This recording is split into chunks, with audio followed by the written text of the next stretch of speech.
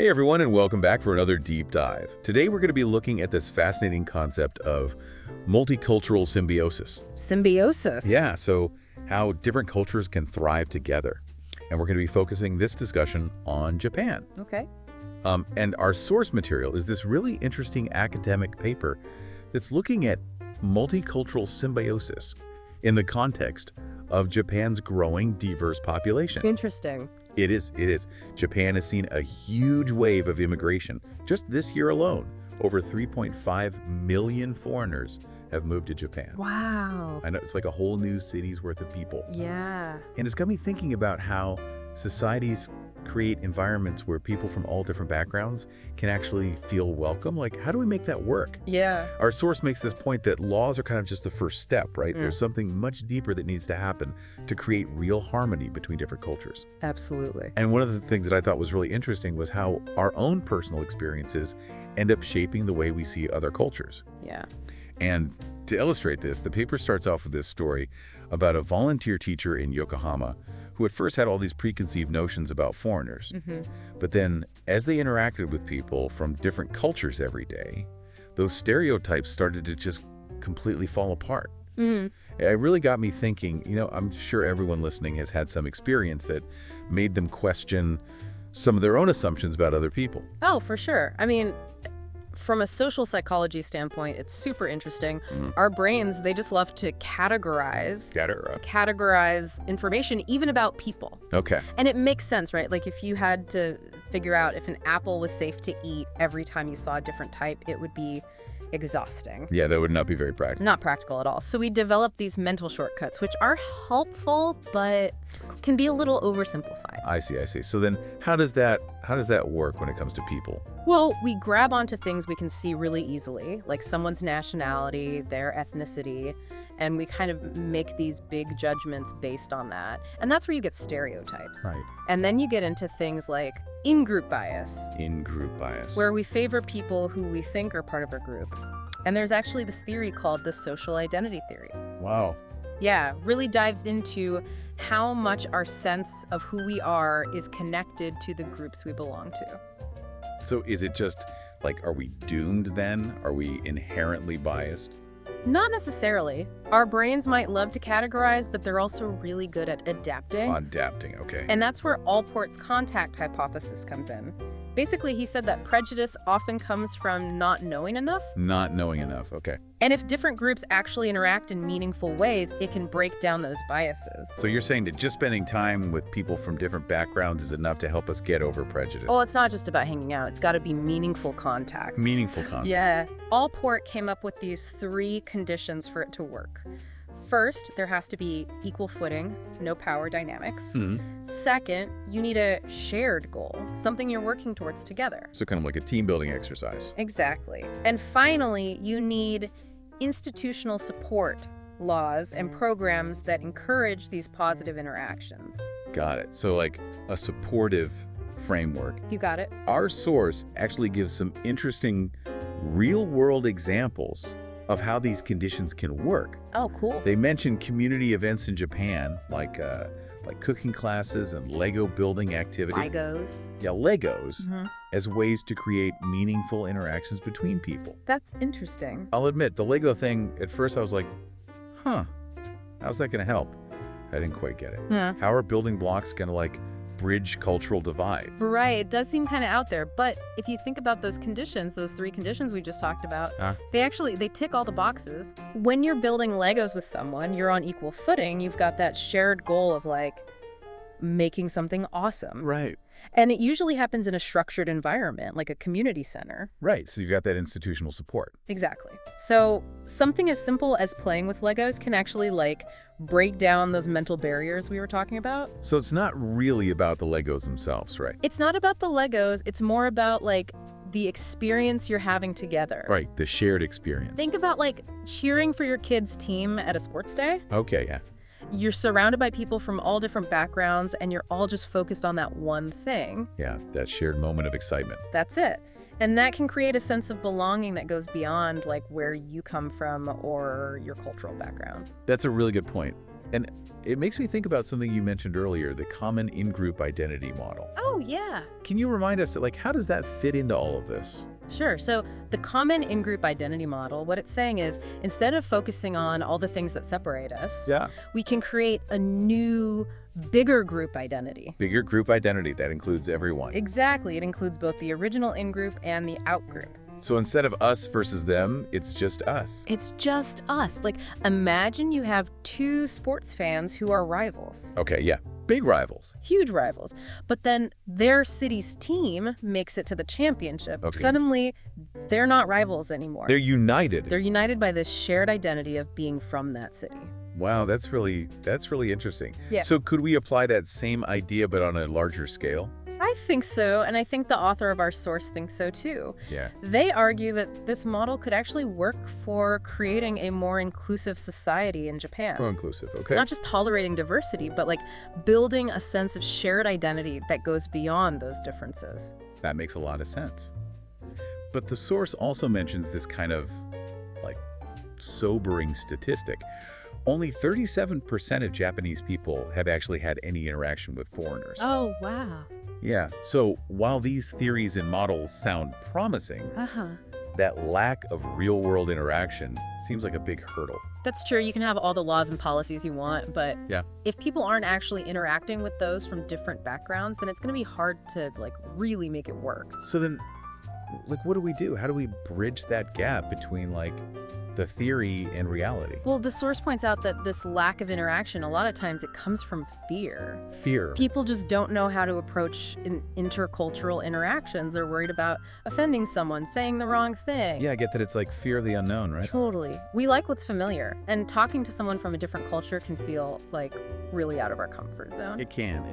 But that's why it's so important to have those welcoming spaces. Welcoming spaces, like what? Yeah. Community centers, cultural events, even just casual meetups. Okay, so making it feel more approachable. Exactly. Just taking those first steps, no matter how small, to start building those bridges. Small steps, yeah. And the source even says that those little interactions can have a big impact. Really? Yeah, they give this example of, like, just saying hello to a foreign neighbor with a smile.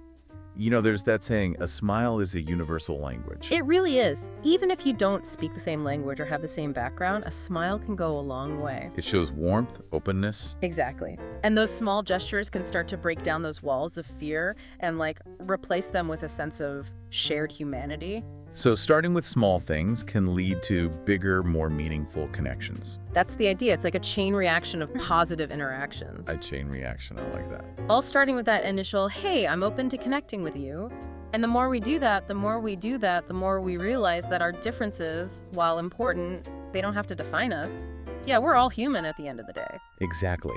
So to really go beyond just coexisting and get to that multicultural symbiosis, we need to actively look for those opportunities to connect. We do. And it doesn't have to be some big grand gesture. It's those small, genuine acts of kindness that really build those bridges. It seems like we keep coming back to this idea of shared goals, shared experiences. Absolutely. When people work together towards something, they start seeing each other as teammates. Yeah. Not as the other. It's like that classic team building exercise where you have to solve a puzzle together. Right, or build something. You might start off feeling awkward, but then you start working together and you see each other's strengths. And you achieve something together. Exactly. And that sense of accomplishment, that shared win, it can be really powerful. Yeah, it reminds us that we're all in this together. We are, no matter where we come from, what language we speak. So those shared experiences, whether it's building with Legos or cooking together, or cheering for a team, those are the things that actually build multicultural harmony. They are. They take us from the theory to, like, real human connection. Real connection. I love that. And what's really cool is that those opportunities are all around us. They are. We just have to be open to them. Step outside our comfort zones a little bit. That's it. And embrace all the different things our world has to offer. You know, this has been a really insightful conversation. Yes. We've talked about how complex this whole multicultural symbiosis thing is. Symbiosis, yeah. We looked at the science behind bias, how we connect with each other, and the power of shared experiences. Really fascinating stuff. But before we wrap up, I want to go back to something we touched on earlier. Okay. The limitations of just relying on laws and policies. Right, because the source brought up that point about how just having laws isn't enough. It's not enough. If people aren't actually interacting in real life, Right. true integration is going to be really difficult.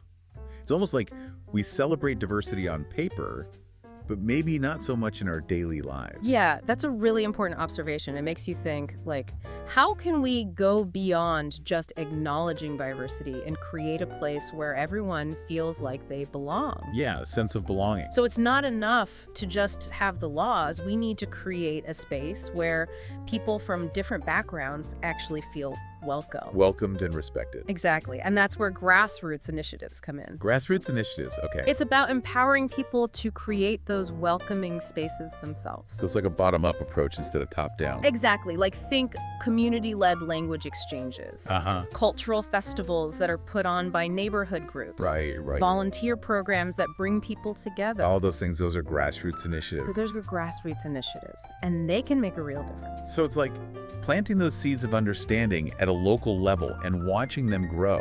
Exactly. And our source also talks about how important education is for that.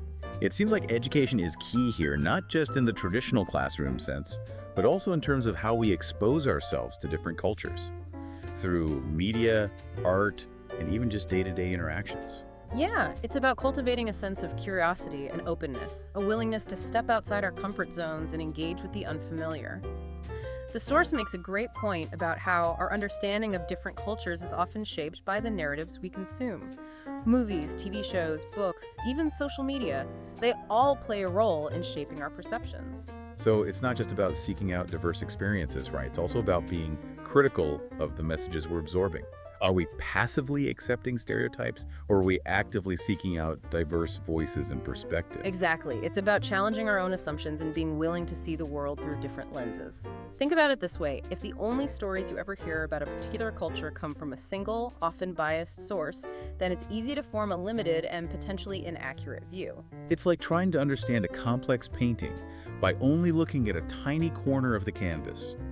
You're missing the bigger picture, the nuances, the details that make it a complete work of art. That's a great analogy, and it highlights the importance of seeking out a variety of perspectives, of engaging with authentic voices from within those cultures, rather than relying on secondhand accounts or stereotypes. This reminds me of a point the source made about the role of grassroots initiatives in fostering multicultural harmony. It's not just about top-down policies, it's about empowering individuals and communities to take ownership of this process. Absolutely. Think about community-led language exchanges, cultural festivals organized by neighborhood groups, volunteer programs that bring people from different backgrounds together. These are all fantastic examples of grassroots initiatives that can have a ripple effect. It's about creating those spaces where people can connect authentically, share their stories, and learn from one another's experiences. Exactly. And it's not about racing our differences, but about recognizing that our diversity is a source of strength and richness. So as we wrap up this deep dive, I think the key takeaway is that multicultural symbiosis isn't just a lofty ideal. It's something we can actively work towards, both individually and collectively. We've seen that it's not about grand gestures, but about those small, everyday acts of kindness, understanding, and curiosity. It's about being open to new experiences, challenging our own biases, and actively creating a world where everyone feels valued and respected. What are some simple yet meaningful ways our listeners can contribute to this vision of a more harmonious and inclusive world? Start by examining your own biases and preconceived notions. Challenge yourself to step outside your comfort zone and engage with people from different cultures. Seek out opportunities for meaningful interaction, whether through volunteer work, community events, or simply striking up a conversation with a neighbor from a different background. Support organizations and initiatives that promote diversity and inclusion. Use your voice to speak out against prejudice and discrimination. And remember, even the smallest actions can make a difference. A smile, a kind word, a genuine attempt to understand these are the building blocks of a more inclusive and welcoming world. This deep dive has been a fascinating exploration of how different cultures can not only coexist, but thrive together. It's been inspiring to see that true multicultural symbiosis is not just a dream, but a possibility, something we can actively create through our individual choices and collective actions. As we conclude this episode, we challenge you to consider, what unique and unexpected ways can you bridge cultural divides in your own community? Perhaps start a neighborhood book club that features stories from different cultures, or organize a potluck where everyone brings a dish that represents their heritage. Maybe it's as simple as inviting a colleague from a different background to grab coffee and share their experiences. The possibilities are endless, and the impact can be profound. So keep exploring, keep connecting, and keep building those bridges of understanding. Thanks for joining us on this deep dive into multicultural harmony. We'll see you next time for another adventure into the world of fascinating ideas.